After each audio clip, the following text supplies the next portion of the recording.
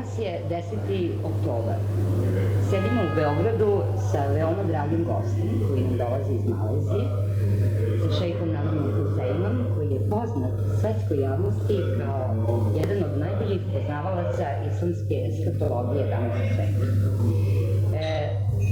On je održao dva predavanja u Beogradu, jedno je bilo u Akademiji nauka, a drugo je bilo u istorijama fakulteta tamo u Beogradu i to predavanje je bilo veoma fascinantno i danas imamo izuzetnu čast i sjajnu priliku da možemo u direktnom razgovoru sa njim da mu postavimo nekoliko pitanja koja nas Srbe najviše interesuju.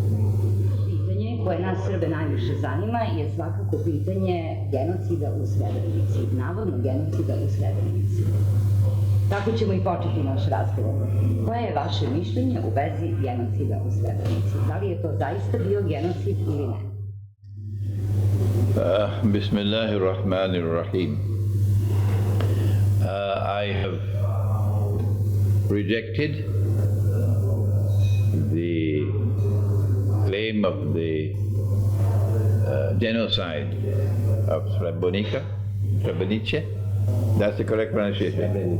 Srebrenica.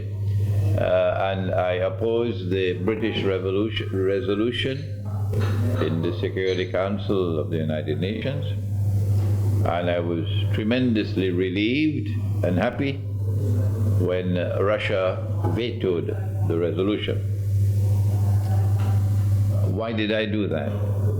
It is important that those who differ with me, and there are many Muslims in this part of the world who are puzzled, they love me, they listen to my lectures, they benefit from my lectures, but they are in disagreement with me on the subject of Srebrenica.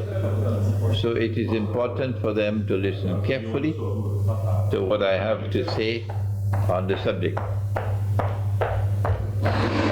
What is the definition of a genocide?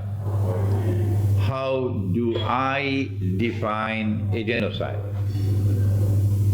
A genocide would be an act of slaughtering and killing and exterminating a people in large numbers, which is done by a group collectively, in which all the members of a society or a group are in support of the effort of killing.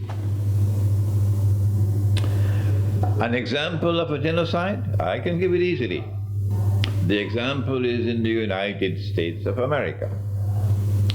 When a people left Europe to find a new home in the Western Hemisphere, to create a new heaven in the Western Hemisphere, they didn't tell us it, of course. They're doing it on behalf of the State of Israel. We know that because of eschatology. They wanted to build a new world, a bright and shining and dazzling new world, a golden new world. They wanted the sun to rise from the west. That's what they wanted to do. And how did they go about doing it? They met a people living in North America who were a simple people, who lived the primitive way of life. They didn't have the internet, and they didn't have aeronautic engineering and no. They were simple people who knew how to respect water, who knew how to respect rivers and lakes. And they came from Europe and exterminated these American Indian peoples with the belief that they were less than human. They were subhuman. And those who came from Europe, we were the archetype, we were the elite of mankind. We were God's chosen people. And they killed them like cockroaches. That's genocide. Were there powerful voices from those people who rose up and said, no, this is wrong? Did the pilgrims who came from Europe and the people who came from Europe to North America, did they collectively say, no, we condemn this? No, they did not. They all supported it, except maybe a handful. That's genocide. Not only did they commit the genocide of the American Indian people, they committed genocide of the rivers and of the lakes, and they pumped their sewage into rivers and lakes. They pumped their chemical poison into the rivers and lakes. And they claim of themselves that they are the most civilized people. And they have to civilize us, the natives of the world. But those innocent people who lived in North America were dearer to the Lord God that you worship and I worship than these barbarians who came from Europe. That's genocide. What happened in Srebrenica, the story, I believe, has not yet been completely told. I believe a commission of inquiry that is legally entitled to pursue the truth. And whoever does not want to come forward is forced to come forward, or you go to prison. Such a commission of inquiry that pursues the truth to the very end might give us some more of the story of Srebrenica that we do not as yet have. But what is already clear is that the nation, the Orthodox Christian nation, the Orthodox Christian people as a whole of this region, do not support what happened there. No. They condemn what happened there. And they would love to see those who were responsible for the massacre to be identified and to be punished. Is that genocide? Not by my definition of genocide. And so now we come to that mysterious resolution in the Security Council from Britain. Britain, which has a PhD in hypocrisy. Let me repeat that. Britain, which has a PhD in hypocrisy. Britain, which appears to be trying to enter into the record the truth, but really it's not the truth. It's not genocide. And the real reason for the British resolution was to ensure that forever and ever there can never be any possibility of reconciliation and friendship and alliance between the two people on the face of the earth who truly sincerely worship the God of Abraham as a people. Because in Judaism you have hardly less than a handful of left.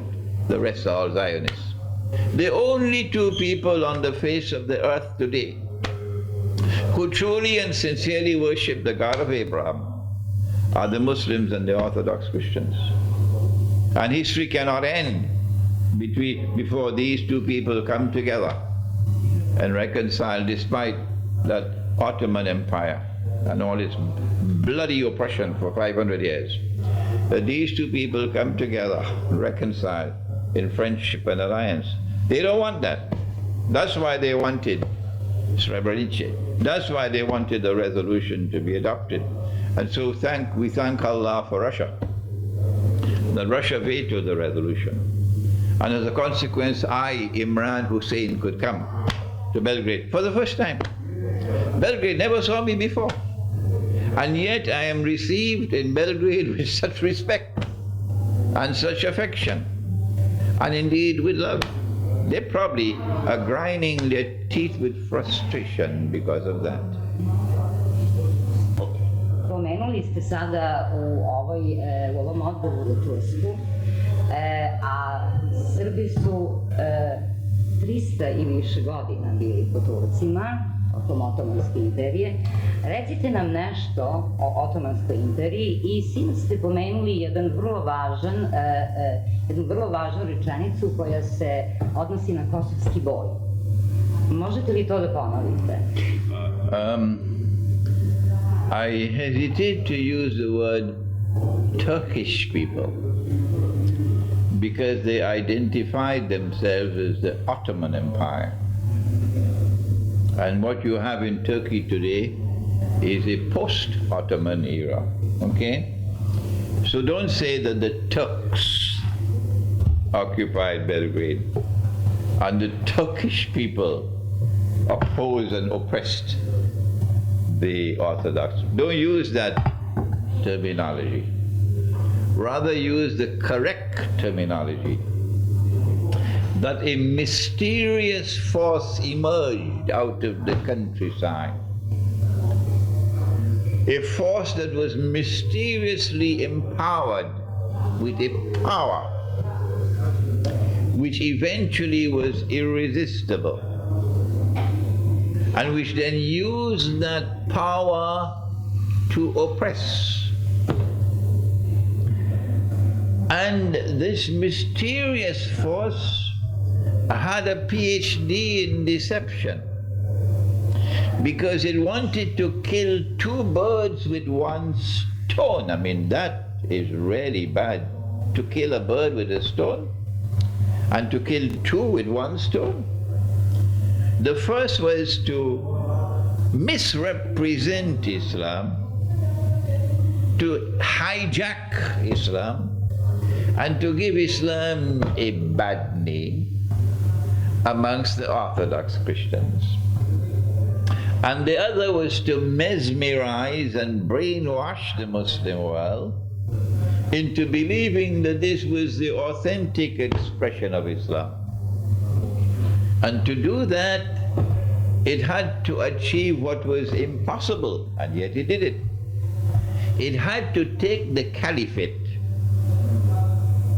or Khilafah, the leadership of the world of Islam, out of the Arab world and bring it to the heart of the Orthodox Christian world. That was the first bird they wanted to kill with the stone. The second one was to drive a dagger into the heart of Orthodox Christianity that will bleed and bleed and bleed forever.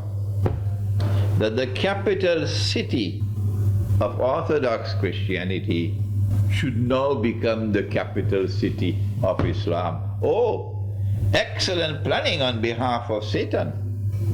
This is satanic planning at its best.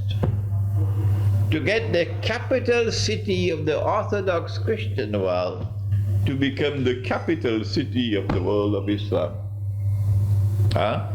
You have to have the brains of a donkey not to be able to understand that there's something fishy here. I mean, I like to eat fish. It's nice food, so excuse the expression. Not only did they do that, the Ottoman Empire, they were able, with this mysterious power that was irresistible, to defeat the entire combination of Christian forces that could be mustered up to stop them at Kosovo. Once they had broken the back of the alliance of Christian forces at Kosovo, the rest was plain sailing. So Kosovo was the turning point, in my opinion. Kosovo was the turning point. So that the heart of every Orthodox Christian in this region would look at Kosovo and bleed, and bleed, and bleed, because that's where the devil defeated us. And to make the Christian believe that who is it who achieved victory at Kosovo? It was Islam that achieved victory at Kosovo. Oh, you really have to be a good master of deception to get them to believe. That was Islam. No, it was not. Because true Islam, like true Christianity, like true Judaism, tolerates no oppression. No. Does not allow aggression. No. And the Ottoman Empire was an oppressor. Don't come to me with endless evidence that the Ottoman Empire did this which was good and that which was good and that which was good. Even Satan speaks the truth sometimes, doesn't he?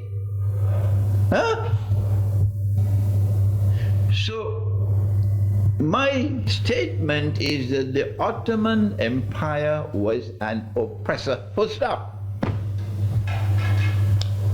I want you to challenge me and prove to me I'm wrong.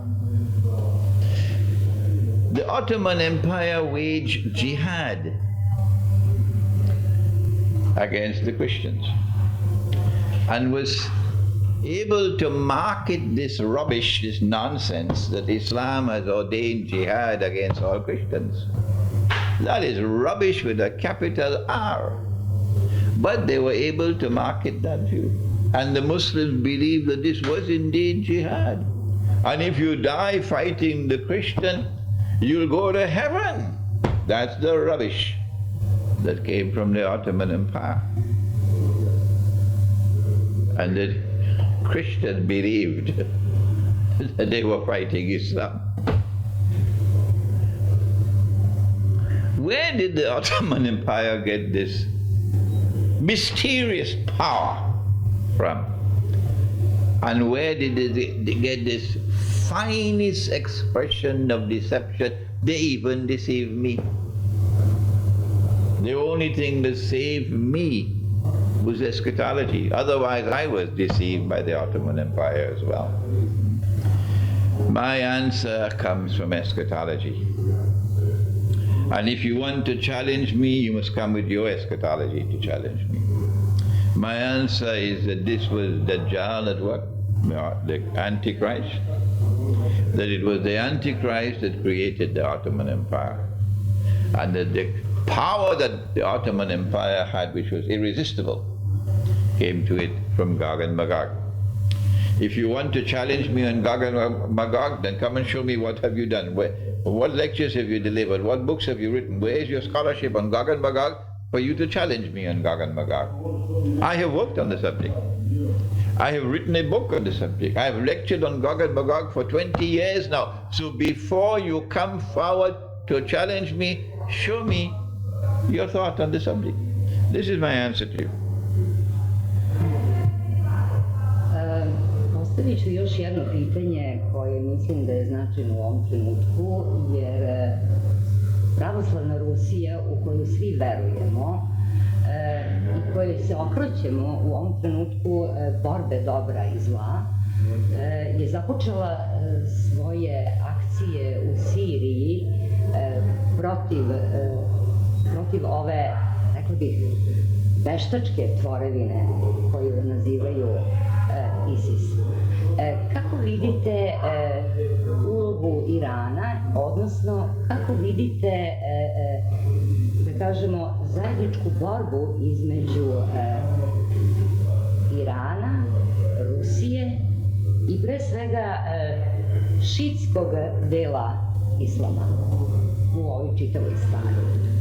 So long as Iran was led by men like Mahmoud Ahmadinejad, I could speak confidently, clearly, that I know where Iran's heart was. Washington would never have negotiated in Geneva with a leader like Mahmoud Ahmadinejad. I don't think it is wise for me to pursue the discussion any further. People can read between the lines and they can understand where I'm heading.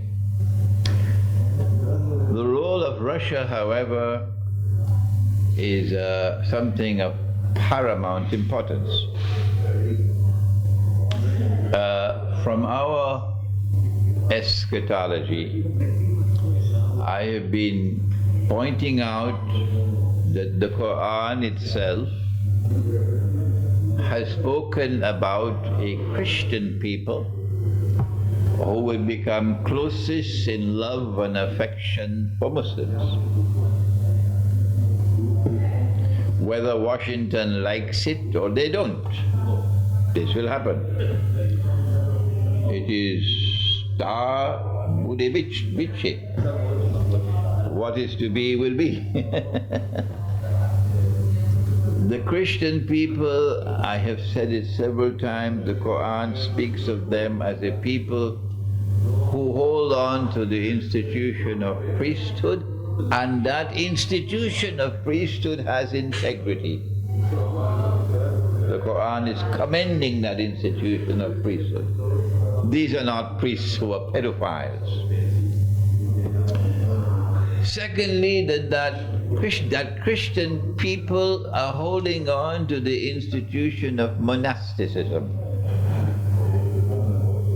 And thirdly, that they are not an arrogant people. I have provided in previous lectures adequate evidence to support my view that the Quran is referring to Orthodox Christianity. The Quran identifies Orthodox Christianity with the name Rome. And the Quran has an entire chapter entitled the chapter of Rome. And in that chapter, the Quran speaks so positively about Rome that it says that on that day when Rome was victorious, which is the Byzantine Empire, against the Persians, that you Muslims will celebrate that victory. This is in the Quran. That Orthodox Christian world, which is destined to become closest in love and affection to Muslims, and you could have seen the love and affection yesterday in the auditorium of the University of Belgrade. Yes, you could have seen it there. That love and affection of that Christian world, we have to now locate the leadership of that Christian world, and it is Russia. It is Russia historically. It is known as the Third Rome, after Constantinople was taken by Gog and Magog. Then Moscow became the Third Rome.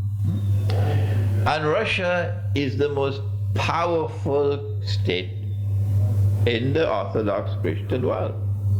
And so Russia is the natural leader of that world which is going to be closest in love and affection to Muslims. And so it is but natural that the Muslim who has eyes with which to see, and not all of them have eyes that can see, a lot of them are dancing to every tune that Dajjal plays. You know, the CIA providing the weapons for their bogus jihad and bringing to the being ISIS or the Islamic State and having us believe that this is true Islam. What rubbish! What absolute total rubbish! What foolishness! Are you going to take me to be a fool that is Islam? Don't you have any sense in your head? The religion that came with Muhammad, Allah's blessing be upon him, was a religion that was attractive to people, attractive particularly to the oppressed. The people of Syria, the people of the world of Islam are today oppressed. They have been oppressed for 100 years or more now. So if Islam was coming with ISIS, they should be running to ISIS. But where is your sense in your head, you fools? They're not running to ISIS, they're running away from ISIS. They're running to Germany. They're running as refugees. And you call that Islam? Don't you have any sense in your head? Can't you see? At this time, Russia is the power that is leading the Orthodox world. And Russia is the country to which we should be turning to support, not oppose. And they've created ISIS to do the opposite, because they know what plans they have for Russia. And they're hoping to use ISIS as a strategic weapon against Russia. But that is not all that I have to say about Russia's leadership. From an Islamic eschatological perspective, I have something more to say. The Quran, if you have some familiarity with the Quran, if you have studied the Quran, if you know the Quran, then come and challenge me. If not, get out of my way.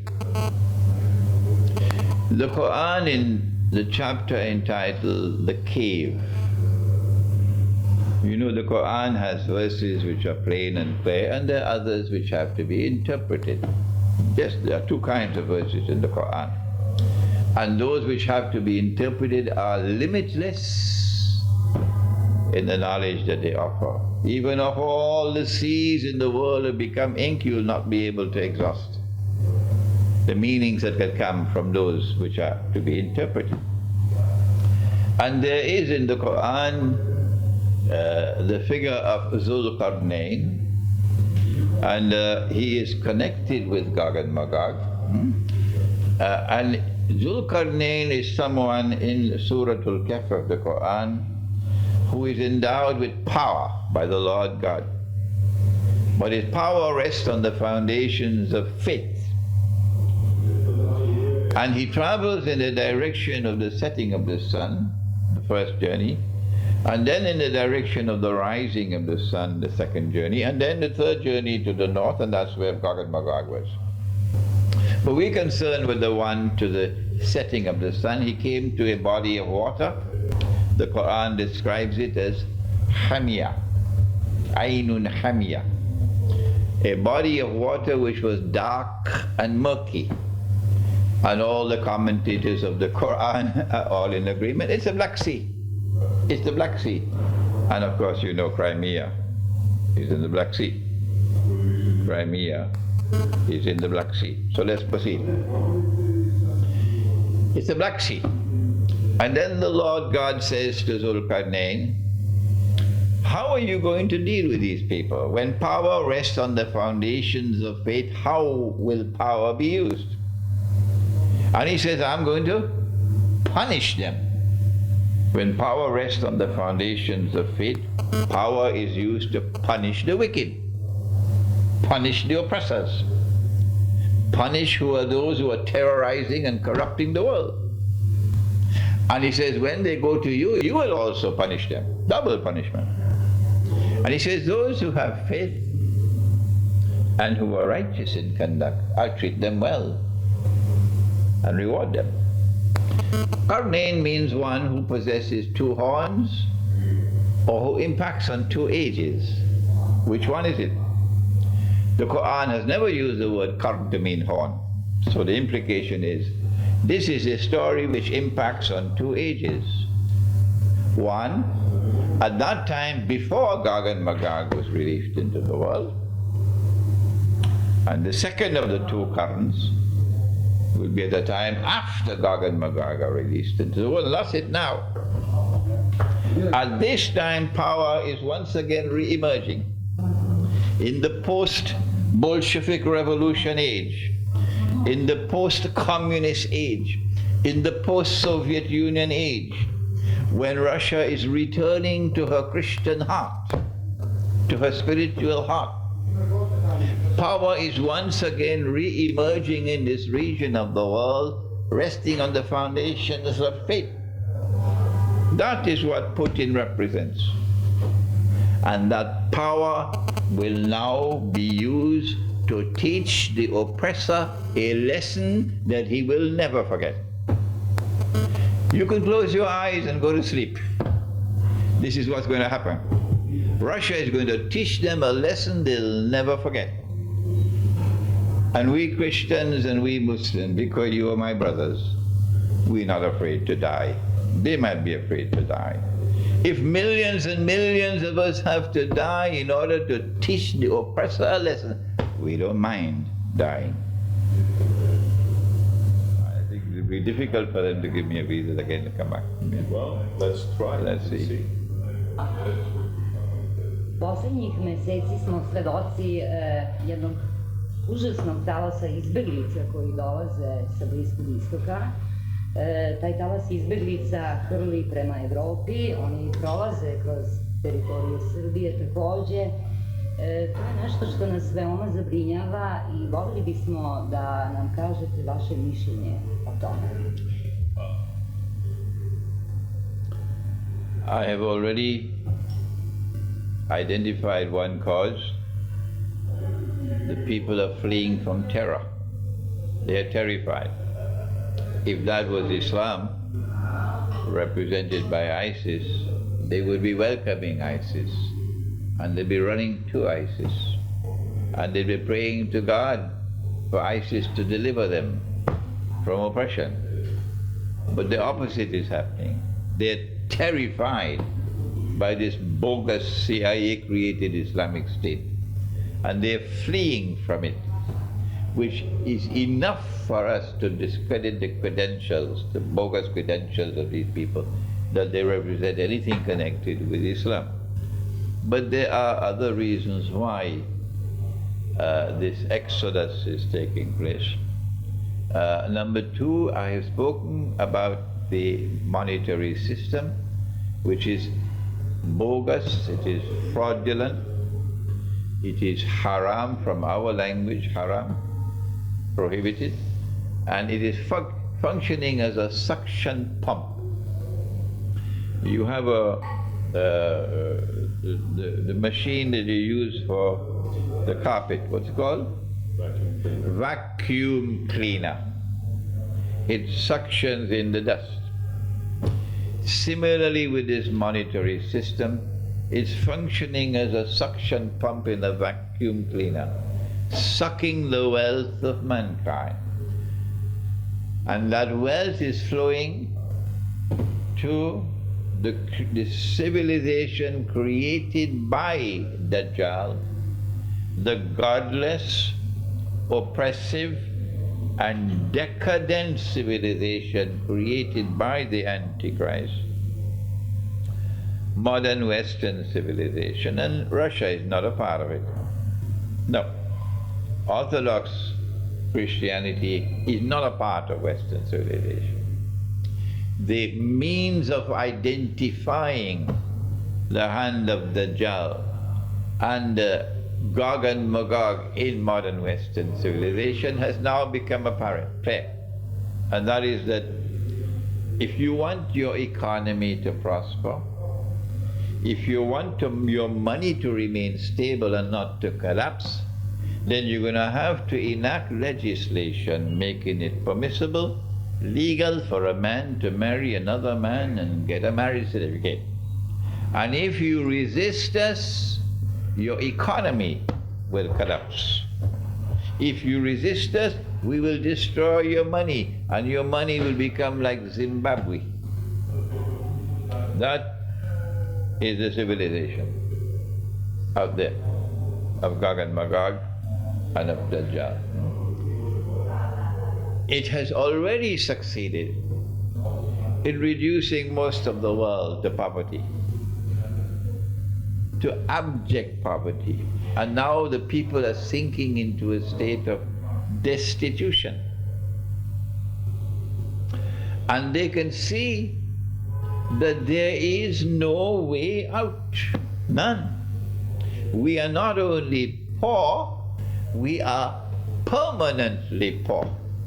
Is that good economics? Is that a healthy and sound economic system which reduces most of the world to permanent poverty? And another part of the world is not only rich, it is rich forever and ever and ever, and constantly growing richer. So naturally, you don't need a PhD to understand why the exodus, why the river is flowing. The people can see there is no hope, none. And if you want to have bread, that's where it is. You got to go there. So once the refugee crisis opened a door, the refugee crisis from Syria, it opened the door and Afghanistan took hold of it. And the Afghans were fleeing Afghanistan to come here. And other people are now fleeing to come here. And there are people who are not Muslims and they pretend to be Muslims to get through. We're refugees. Why? Because it doesn't matter whether you're Christian or Muslim or Jew or Hindu or Buddhist. You're still poor. And you're miserably poor. So if this analysis is correct, they have to do something to block the door. Because if they don't, this is going to become an ocean of mankind descending upon them, and they deserve it. But there's a third and a more sinister reason why they are happy that this flow is coming to them. On the one hand, it gives to the world the appearance that it legitimizes them. That people are coming to them, they're not going to Russia. So we are the good guys, to use their language. The other sinister reason is that they're preparing now for war. War on Russia, war on China. And to wage that war successfully, they need more than to win the war in the air, to win the war in the sea. They need to win the war on the land. And to win the war on the land, they need a lot of guinea pigs who will fight the war on their behalf. Like the Latin Americans who joined the US Armed Forces to get a green card. That's why we're there. We don't mind killing all the Iraqis, we get a green card. So all of these people going out there now, the elderly people can't go, they can't make the trek, no. But many of the women can't do it, so who are going? The young men are going. And when the young men go to Germany and to Belgium and say, guess what's going to happen to them? That's right, they're going to be in the armed forces fighting Russia. So this sinister reason, they're getting guinea pigs for the war that's coming.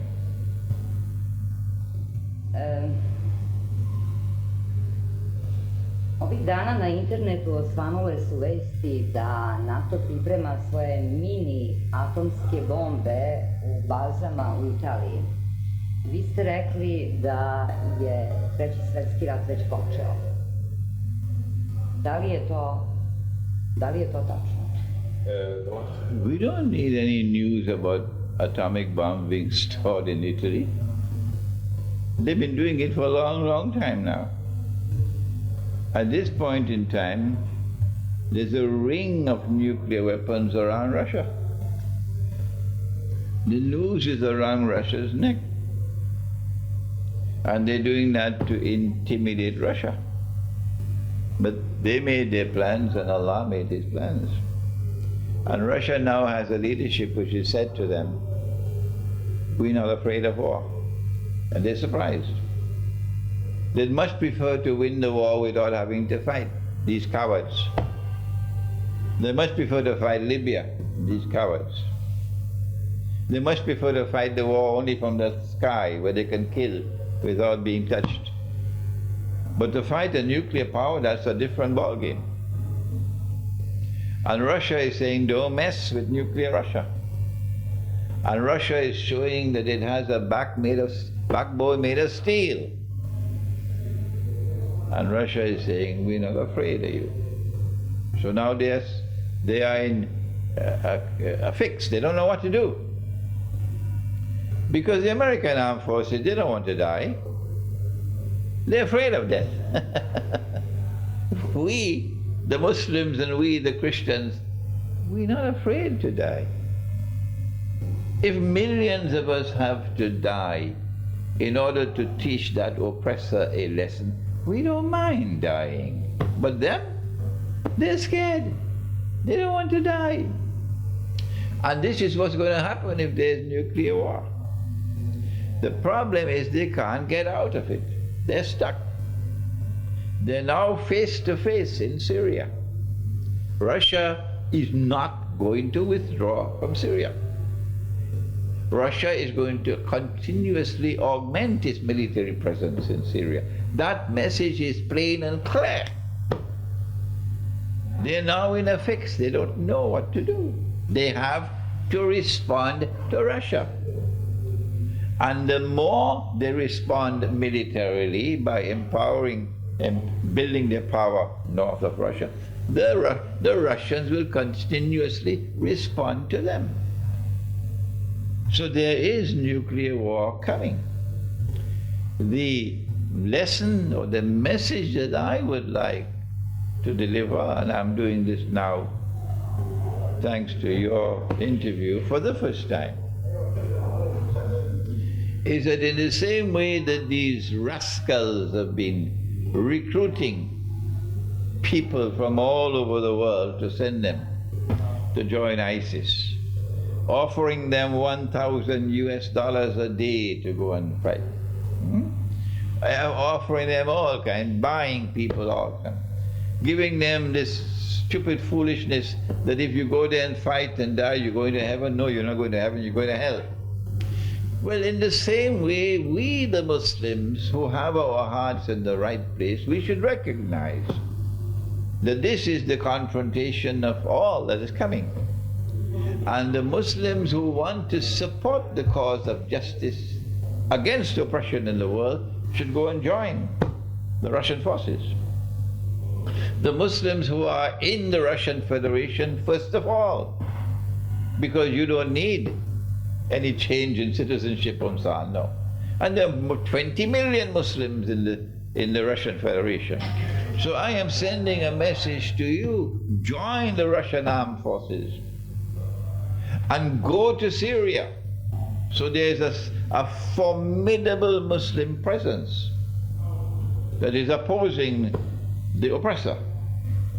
And when you do that, then the prophecy of Prophet Muhammad, Allah's blessings be upon him, will be fulfilled. Because he said that you will make an alliance with Rome, with Orthodox Christianity, in the end time. I am not waiting for the government of Pakistan to make that alliance. Excuse me, the American Republic of Pakistan to make that alliance, or the American Kingdom of Saudi Arabia to make that alliance. Forget them, forget the rulers. They're in Washington's pockets. I'm saying to the Muslim peoples, go and join the Russian armed forces and fight in Russia, in Syria, against ISIS, so that we can realize the fulfillment of the prophecy of Prophet Muhammad, Allah's blessings be upon him, that in the end time there will be an alliance between Muslims and Orthodox Christians. Samo da kažem završnu rečenicu i to je to. A few final words. Znam da ste prvi put u Beogradu. Žao mi je što je ovako kišno vreme i što nećete moći da posetite recimo Vinču ili Lepenski vir. To su mesta odakle je potekla civilizacija pre 10.000 godina, pre 6.000 godina, odakle se civilizacija sa ovih prostora naših dunavskih širila u druge evropske predele, ali nadam se da ovo neće biti vaša prva poseta Srbiji, da ćete ponovo doći u Beograd. To je grad koji traje 1000 godina i odoleva svemu. Uvek ste dobrodošli i hvala vam na ovom razgovoru. Thank you very much. I met with the Mufti of Belgrade yesterday, and I will be meeting with the Patriarch of the Orthodox Church on Monday. And we are in negotiations for organizing something for next summer, which I think will excite you when you hear about it. It will be premature on my part to mention it now, but it will be something that will be bringing the Orthodox Christians and the Muslims closer to each other, and which will bring me back to Belgrade. Thank you. Inshallah. Thank you.